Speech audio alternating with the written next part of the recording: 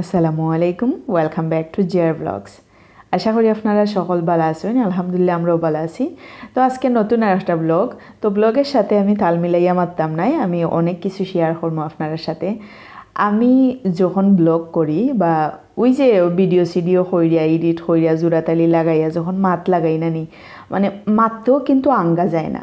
মনটা খারাপ থাকলে নানি মারতেও আঙ্গা যায় না, মনে হয় বয়ে যে খাফে মারতে পারতাম না, আমার পক্ষে এটা মাতা সম্ভব নয়, মানে ওলা আর কি হয়। তারপরেও মনে হয় যে অত লম্বা ভিডিও কিভাবে সারি, মানে কোনো মিউজিক ছাড়া বা কোনো কথাবার্তা ছাড়া।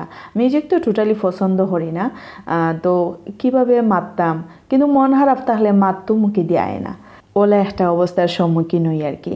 মানে এমনিতেই দেখা গেল বাচ্চা বাচ্চারা হইলাম ফরাত বউ, তারা ফরাত বইল না, মেজাজটা খারাপ হয়ে গেল কি, তখন মনে করো যে আর রেকর্ডিং, মানে আমার তো কুকিং চ্যানেলও আছে, মানে রেকর্ড করা আমার আঙ্গাজে হইতো নাই। ভিডিও করিলিমো ঠিক আছে, কিন্তু মাথা সম্ভব নাই, গলায় খাবো, মানে গলায় খাফা তো বড় কথা, আমি রেকর্ডিংও বইই না, আমার মুডই হয় না।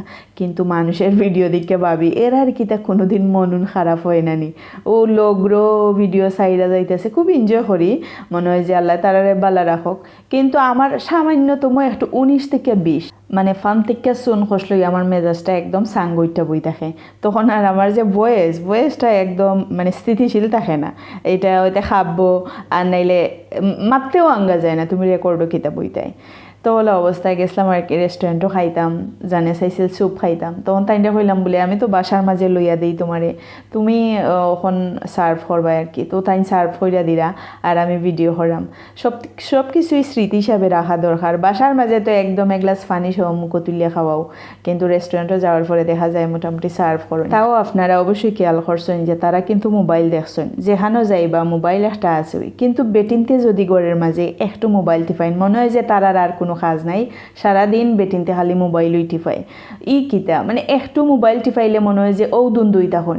কিন্তু দেখো আমি কুকিং চ্যানেল চালাই বা ব্লগ টুকিটাকি আর কি, মানে কোনোটাতেই সাকসেস নাই, তবে আমি আমার স্মৃতি হিসাবে রাখতাম চাই, বিজি থাকতাম চাই, ওলা আর কি একটা অবস্থা।